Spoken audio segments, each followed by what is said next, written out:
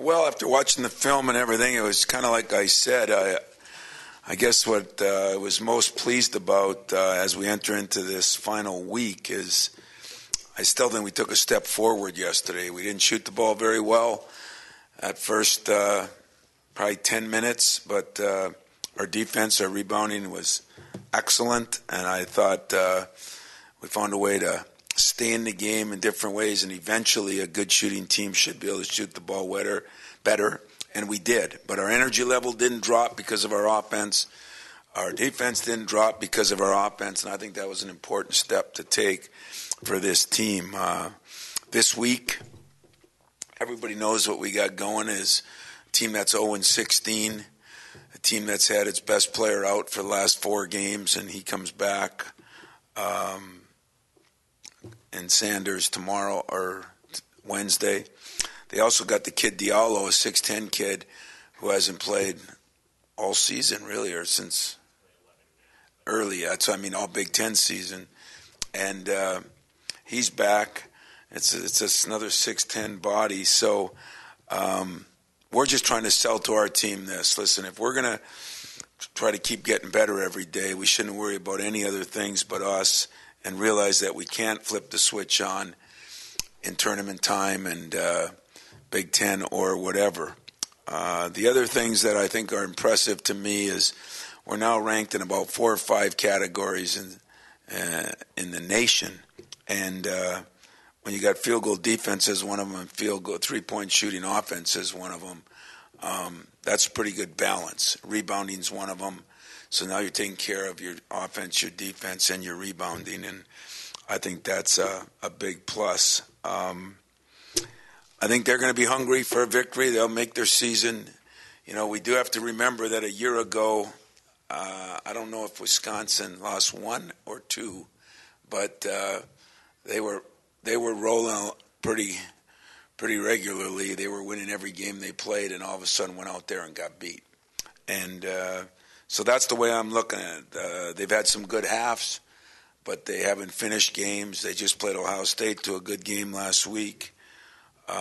Getting their star back, I'm sure, is going to be a shot in the arm. I'm more concerned with us right now as far as what we do.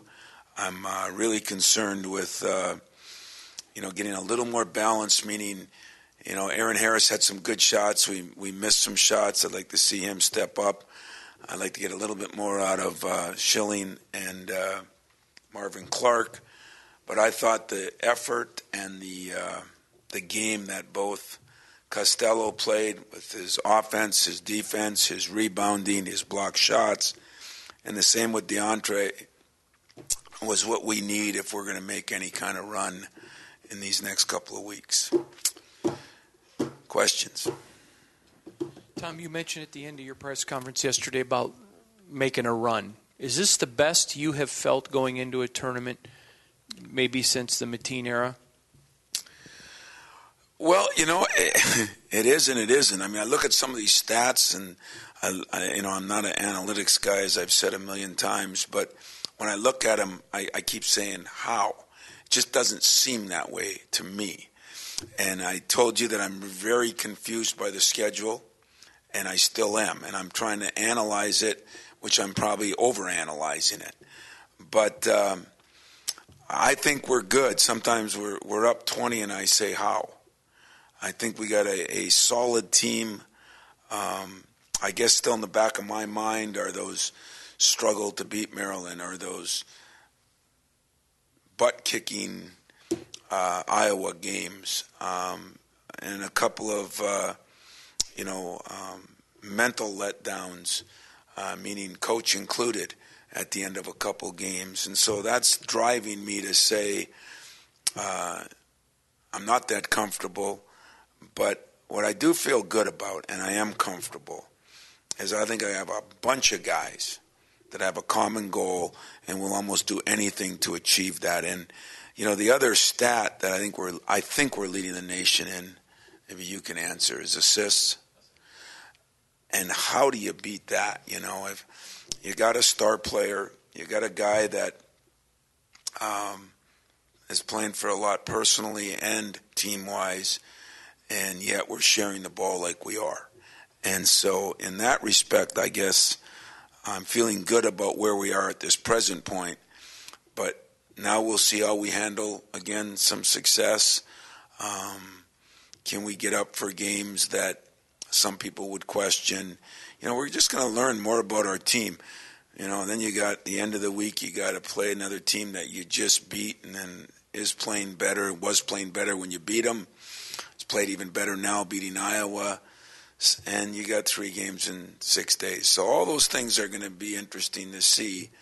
But do I feel good about this team? I feel good about where we are right now. I feel good about how we practiced last week. I feel good about the focus I'm starting to see, and I feel really good about players taking criticism, taking coaching, whatever you want to call it, and kind of learning and growing from it. And those 2 big guys, I think it was 3 good halves after what I considered a poor half, and that speaks volumes, So yeah, I feel good about where we are. I know we got a long ways to go if we want to accomplish what we want to accomplish.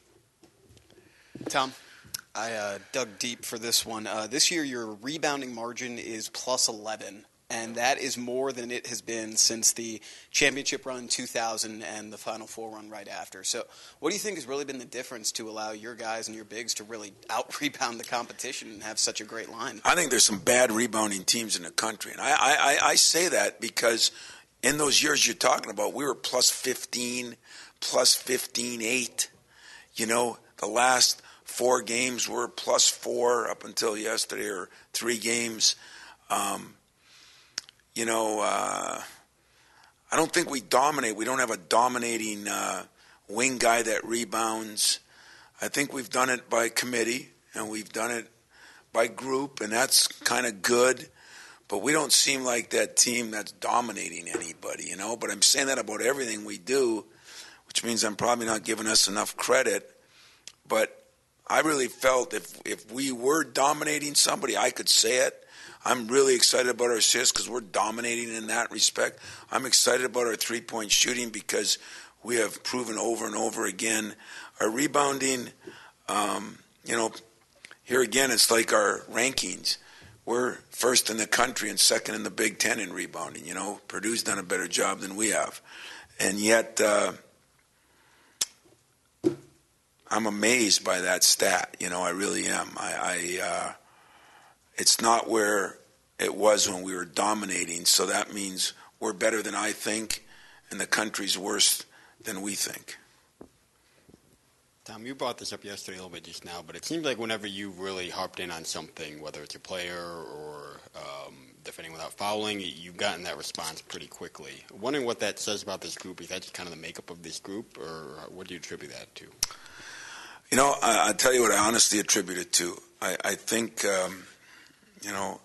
for some reason, I just think everybody's been on the same page. My assistants have done as good a job as they've done since they've been with me, and some of them have been with me a long time. It's one of those things that we talk about it in a meeting. Hey, watch some film with this guy on this and that. I think my senior leadership as a group is really good. Costello does his own thing. Kobe is still going to be a guy that nobody will appreciate but me, but he's done a great job. And I think we got both leaders and learners. It's sometimes you're either a great leader or you better be a great follower. And I think some of those young guys are a lot better followers than you would think. Deontay, who's, you never know if he's leading or following because I don't think he says anything either way. But I think he's following a lot more than we think because he has responded to some things a lot faster than I thought he would. And Matt McQuaid is a sponge. He's trying to learn something every day. In the next class, and the guys that are playing, Tom is the best at that. And I've definitely seen improvement out of both Elvin, but especially Schilling, in wanting to get better and realizing what he's not doing. So when you got leaders like Denzel and Bryn, and when you got workers, as they all say, when your hardest workers are your best players, and your best guys, you got a chance. And that's what we got right now. We just got a group of guys that are working hard. Even Aaron Harris, and when you think about where he's come defensively, they're doing the Big Ten Network was doing some things on him, I guess, yesterday, and showing his different we never thought that would happen. And so even he, late last night, was in here watching film of Sanders, because everybody knows that kid's a great player, and he's trying to figure out what he's going to do. I heard from two of my GAs that he came in late. I mean, those things I think are why, to be honest with you. So give all the credit to the players and the assistant coaches on that. I mean, you'll hate this question, but are these the toughest games to prepare for? I mean, the whole world loves you, and you can talk from now until Tuesday about how tough Rutgers is going to be. Your players don't believe it. The public doesn't believe it. Well, I'm not going to over-talk about that either, Fred, to be honest with you. I'm going to say that, and this is where you got to be honest with your players and honest with your media. I mean, there's no secrets. Now, there are situations, meaning they lose their best player, and he's not playing against Ohio State. They lose by 10. And that kid's getting 18 a game or whatever he's getting, so that's selling. But it's going to come down to how we play too. If they play good and we play good, I think we win. I do, and I don't make any bones about that. But if we don't play good, if Wisconsin plays good and they play good, Wisconsin wins by a lot, and they didn't. So I'm not going to try to sell anybody. I'm going to try to be honest with my players, because that's what I've done a decent job of over my career. I tell them when I think we should beat somebody. I tell them why, and I also add in there, but this is what's happened in the past to us or to somebody else. Whether they're drinking the Kool-Aid depends on those seniors. And if they're taking care of that locker room, that airplane, and that hotel, then I say we're in good shape. If they're not, I say we're in trouble. But I'm not going to try to, I'm going to point out the goods, I'm going to point out the bads, but I am going to worry about us this week. Are we getting better? Win, lose, or draw. That's still what it's going to come down to now in the big picture. Who knows what will happen with this race? I guess we have the crack in the door got a little bigger, but it's still a long shot, and hasn't been something that worries me or I think about at all. I've been really focused on, let's see if we can get this team better each day, and maybe more so than any year I've been here. Sometimes I talk about it. I think I'm walking the talk more than I have even in the past. Tom, I had a chance, I talked to Didi, and one of the questions I asked him about his being quiet, and he said something to me about, I already know what I know, and I like to listen. Is that kid deeper than a lot of people give him That's credit? what Herner says. My guy up there, my assistant video guy, my resident old school guy, always says, I think he's dumb like a fox. He plays on, and I think he definitely picks up a lot more than I think we would give him credit for, and that means with plays, defenses. I mean, he's had to guard some pretty good people. And again, we do it by committee a little bit. I mean, he deserves some credit, but it wasn't, we're doing some things too to help that, but he definitely picks up on it. And it's hard for somebody who hasn't had to work extremely hard to be somewhat successful to try to learn how to work harder to be really successful. That's a difficult task for you, me, or him. And when you're 18, it's a real difficult task because you probably haven't run into the point where you failed much in that particular sport as it is with us. So he's progressed in a pretty fast fashion. I mean, never fast enough for us when you're trying to put him in the starting lineup and you're trying to play for something big and you know there's going to be bigger, better players coming. But if I looked at how much he's progressed, I'm proud of what Didi's done. I really am, and I'm really excited about. He doesn't look like he's listening sometimes. Sometimes he doesn't act like he's listening, and that's going to take some work on my part to figure out. Must be getting through to him because he's getting better, and he's getting better in areas where I didn't think he'd get better this quick. Tom, I believe you talked about the importance during the championship run of playing at the Palace, playing in Detroit, and what that was. You've got another regional this year that's in the Midwest, in Chicago, that could be something you're in line for, but it may not be if you get to a number one seed that you can get sent anywhere. What is the value of the seed versus the location to you as you make this push? That's a good question. I've heard some people talking about that, and I look at that as the same way as I look at with this Big Ten schedule. It's all too confusing to me now. If you're in this pod, you're in that. I don't even know where we're going. You're in the West, but you're playing in the Midwest, and then the second round you go to the West, and that's almost too confusing for me. I will say this: with a group that has some great senior leadership, the reason I'd like to be closer to home are twofold.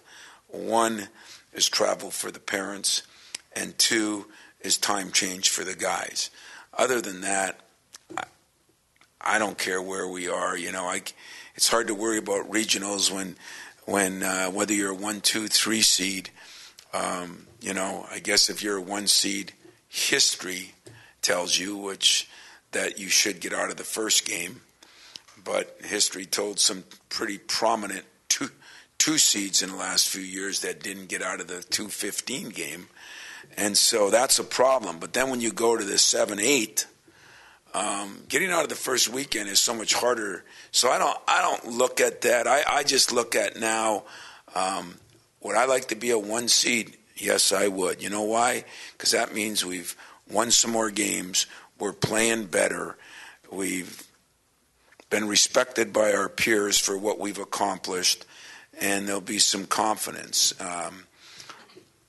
Do I care if we're a 2 or 3 seed? I really don't. And I haven't been able to look at who's going to be shipped where. 1 year were we a 1 and got shipped out west? Yeah. Huh? Yeah. And that didn't work out so good. But I don't know. I guess I haven't thought that far ahead, number one. And number two, if I had a real young team and inexperienced, I'd want it for more reasons to be close. I want it close so that, travel isn't as bad. The 1 year we did go west, we went to Columbus to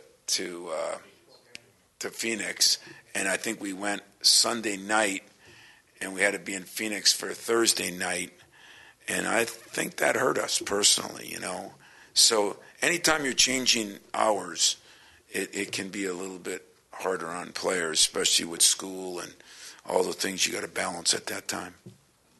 Tom, so much talk of the Big Ten now, and whether there's a long shot or whatever. With the goofy scheduling and all this now, has it lost a little bit of luster saying Big Ten regular season champ, or is it still the same to you to say we've got? Well, it's still the same to me because I guess I've been here through the times when it really did matter. I still think of my first couple meetings when Bob and Gene and Clem and those guys, wanted to make sure that we never lost.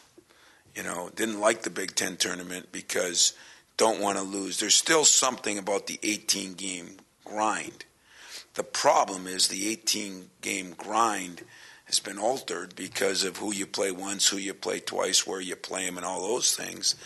And so it's hard to feel, quite the same about it, but it's still a heck of an accomplishment, And for Indiana to be, are they 1 or 2 games up now on everybody? 2 games up on everybody.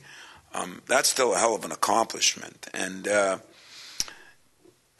has some of the lust been taken away?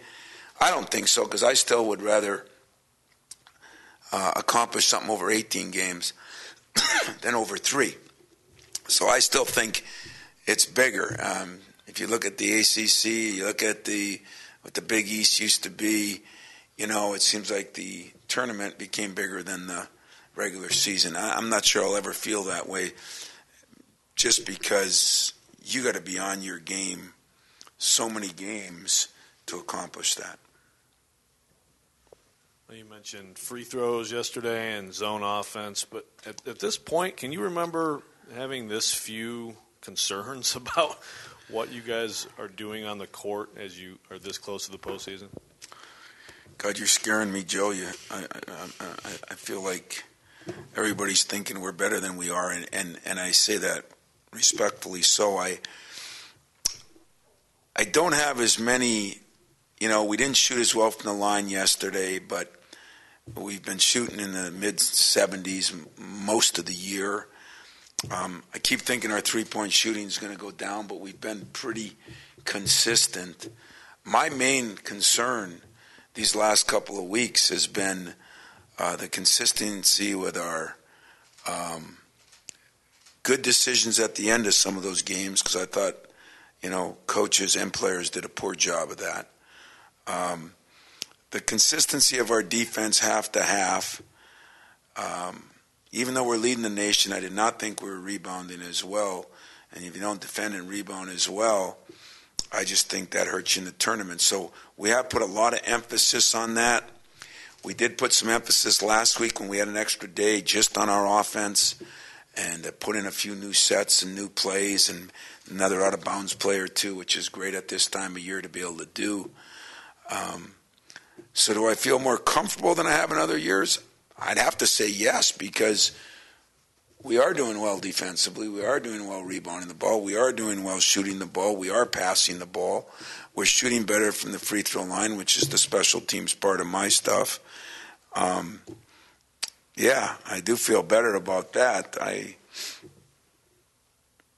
don't feel we're as consistent as the stats show, so that's maybe the paranoia of me more than what we've accomplished. But I'm going to still find some good things we're not good enough at. I promise you that in the next 2 weeks. And trust me, there are more than a few. And, to win a conference championship this year in the Big Ten tournament, I mean, there are people that are predicting 5 different teams that could win it. And I might even go one beyond that, because somebody always sneaks up. And then when you get in that NCAA tournament, it's going to be as crazy as everybody's talked about for over half a year. Which means, does Michigan State have a good chance to advance? Probably. Do 20 other teams have a good chance to advance? Probably. And that's the way I'm looking at this whole thing. That's why Wednesday's game is big, because you know what? If we're a 1 or 2 seed and we got a 15 or 16, someone's going to be saying something with that. Was it just a couple of years ago that wasn't Duke a 2 seed when they lost to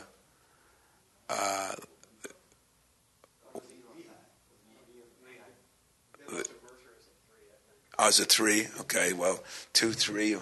You get my point. I mean, that's one of the more storied programs. So what I look at is, Kansas went through it a few years earlier. That's why these games are just as important. Wednesday's game to me is just as important in this respect. How are we going to handle that kind of situation? Because everything we've done for the last week and a half, I've said, is to prepare us for the one-and-done time of either one of those tournaments. And I'll still stick with that. I still like that. I still like the approach by my staff. I like the approach that my team has taken with that either pressure or whatever you want to call it. I could be wrong, but I sense the amount of times you mention the Big Ten tournament is greater than it used to be.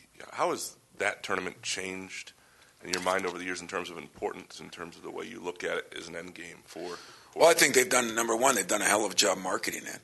I thought our game with Ohio State, our game with Wisconsin, our game with Michigan, you look at some of these championship games we've played in have been, I remember sitting in a huddle in all 3 of those games before the game started, and I just thought the place was electric, and I I said, man, this is what it's all about. I mean, maybe they weren't excited, but I sure as hell was. And that's one thing. I think, too, the changing of the schedules and these not playing certain teams in that, makes you think, well, I mean, I don't want to say this, but it makes you a little bit question, I said at the beginning of the year, so there's nothing wrong with saying at the end, are the best teams going to win it or are the best schedules going to win it? Where when you get into the Big Ten tournament, you have to earn all three. Now, I think you still earn the regular season, so I don't want to downplay that, but there are more breaks you can get then than I think you can get to having to win the tournament. Maybe that's why. Someone suggested that you guys were peaking too early. Would that seem kind of silly to you? You mean like right now or my man in Ohio that said it 2 weeks ago? No. Right now? I think it's the end of the year. I mean, and I don't know. I mean, we are if our players don't handle it. We are if our coaches don't handle it. I mean, but then again, what's the alternative? I could do like my man said and lose, instead of losing Denzel, I mean, I'll just lose games. If that would help, But I don't think so. I think that it all depends on the maturity of a couple different people. And one is a staff, how they handle it. And two is the seniors, how they handle it. Now, we know the fans are going to handle it probably differently than those. And that's just understandable, I remember even around here, it wasn't that long ago that everything was wrong with us, and it flips. But I remember Nick Saban saying that. I saw some of his interviews during the year. It's just the nature of the beast now. It's the nature of the social media. It's the nature of what we have to deal with, and that's why I'll never be able to tell you the importance of the Denzels of the world. I mean, they're just, it's just the way it is. I mean, you have to have that. Coaches are important because we're the parents. We're the ones at top. We're the ones. But if the working people don't do what they're supposed to do, coach can preach all day, and that's what I love about this team right now. Everybody's focused in on what they need to be focused in on. But that can change now. That can change with an article. It can change with the social media. It can change with people, and it's our job to keep them grounded. And that's why sometimes it's if a coach is going off or panicking or whatever you want, there's probably a reason. There's always a reason. And it's not usually one thing. If they're seeing, as they say, are we trending up or trending down? And if I see a little trend down, there's going to be, somebody's going to be held accountable for that. And if I see it trending up, I'm going to make sure that someone isn't getting full of that. So it's a fun time, but it is a exciting time. But I do talk to a lot of people during this time, I will talk to my AD. I'll talk to my football coach. I just try to figure out how to keep everybody focused. And this is so different than 4 or 5 years ago. It really is. And it just, but, like everybody says, you got to adjust with the times. And maybe sometimes I do a decent job, sometimes a poor job. Right now, I think I know what we need, and I'm gonna do my job accordingly. Tom, Marv has seen real-world adversity, nothing like basketball, which does not compare. And after his injury, and then you even admitted there were just games you didn't play him, he talked about the fact how blessed he is every day to be here, how he has to listen, how you don't have to change to him, he has to change to you. And we're seeing late in the season some confidence.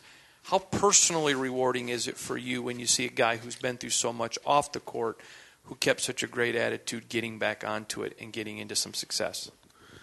Well, Marv and Tom are good for Tom Izzo. They're good for my family. They're good for my kids. They're good for my program. I mean, I can never say I know what you're going through. I mean, I wasn't brought up with a silver spoon. I didn't have worldly things up there, but I can never say I know what you're going through. I know what you've been through, and I think that's good. I think that's good, not for them, but it's good to have people like that around you. Tom appreciates every day he's even alive. I mean, I've never seen a guy happier, Coach, you need me for 3 minutes, I'll play 3 minutes, I said, well, you're not worrying about your scoring average getting screwed up, and you can joke with him. But Marv is a little different in some ways. He's almost been through more in some ways, but, not quite as level-headed as, and so it was more frustrating for him. The injury, the coming back, picking things up was a little harder for him. But it's been fun too it started, we put him on a scout team. And every time I put a guy on a scout team and got him to play more in practice, maybe he got some confidence, maybe he had to learn things, because you got to learn a new offense every 2 days, 3 days, and it seemed to help him. And then he got his break, like everybody gets in the world, He got a break when Kenny went down, And right now, he's playing with a lot more energy. He's getting some offensive rebounds. I feel he can guard people. We still have some issues with our guys where if a team plays small or plays big, we'll miss Kenny a little bit because he was kind of in between. But Marvin Clark is good for any place to have. He's an unbelievable kid. I wouldn't say he was the best student coming. He's done an unbelievable job in school. He has done what you tell people. He has gotten a chance, and he's making the best of it. Whether that's going to turn out to what kind of player he is, I don't know, but I like his chances. I'm just kind of off the wall. I was watching that women's game Saturday. I saw you too. there. And there was something about those silly quarters that I really liked. I thought you said earlier in the year that the men were looking at this. Would you be in favor of it, and are they? I 100%. I told you. I'm 100%. And they did move the ball, too, I guess. I didn't realize they did that. I'm 100% for NBA rules. Total. To me, total NBA rules. Same court. We don't have to look at 9 different courts. Same lines. We don't have to look at 9 different lines. Same rules. Somebody can watch a game, and if they're watching... to me, the perfect world would be high school, college, pro. Everybody's the same. There's no real disadvantage in my humble opinion. So that's my stance on it. That probably would ruffle some feathers. But it's not an advantage for me or disadvantage. I 100% believe it would help the players transition into the league they want to get to. It would help fans watch a game of any level and see the same things called. I think it would bring some excitement with the few little rules they have. I like the quarters because then you don't have 12, 13 minutes left to go in a game and you're in the double bonus. So I'm... Is it just tradition that they don't? I think that's the way it is. A lot of things, it's old school thinking where we don't want to change things just for the reason, we don't want to change uniforms. I might be old school, but I'm not wired that way. I think it would be, to me, and I got to make sure I say to me, it would be, I think, best for the game of basketball. And I really think it's best for the game of basketball everywhere, and that's, I don't know what that does. I'm not even sure that international rules are somewhat different and everything, but if I was the czar for the day, from China to Los Angeles, we'd have the same rules, Olympics to college to high school to pro, and that way we couldn't have people saying, well, we're not preparing our kids right. We couldn't have my mother saying, why does those lines be bigger on the pro court than the college? We couldn't. It it makes too much sense, so it won't happen. How's that?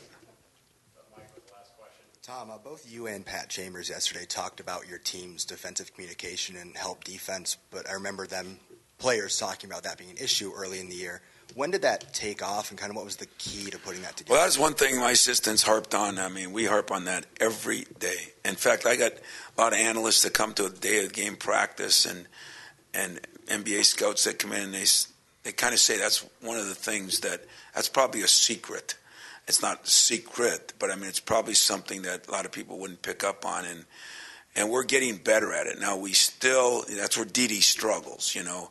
Aaron struggles a little bit because he hasn't done it all his life, and we need people. I mean, whenever you see this, you know, it's not a play, it's talk. You know, you got to talk more. I use the example of players. If you're in a dark room, you want to hear voices. You know, sometimes when you're out there guarding the best player and you got him one-on-one and you hear someone from the right say you got help and someone from the left, there's a comfort level there. You just feel better. And it seems so easy to do. But there are a lot of people in the world that can't stand to hear their own voice or don't like to hear their own voice. I am not one of them, but I think most people are, you know, and so consequently, maybe I can help. Maybe this is an area that a shorter guy can help a group that's usually a lot taller. And so maybe this is one area that I can finally get most of my guys on. But it does help. It's the defensive way of, if I could chart it, it's the defensive way that assists are to the offense. It means you're sharing, you care about your teammate, you're helping each other. Communicating on defense means you're sharing information, you're talking to your teammates, you're helping each other. So the offensive way is assist, the defensive way is communication to me. And I think every coach would die to have a team that communicates well. You know, you don't get to see it as much in football, but I remember our D-backs a year ago when they were so good and all four of them kind of worked together. You listen to them, you watch them, they're pointing. You watch a good linebacker, he's pointing and talking. You know, Ray Lewis never kept his mouth shut, you know.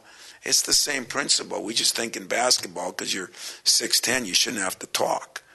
And I'm not that way. So, be an interesting week, guys. You know, we got to take care of business here, and then we got the task of trying to come back and play a team that you just played 10 days earlier. And so it's going to be different challenges, exciting time for us because we're playing pretty good right now, and we'll see if we can sustain that and get a little better as we get into one-and-done time. Thanks.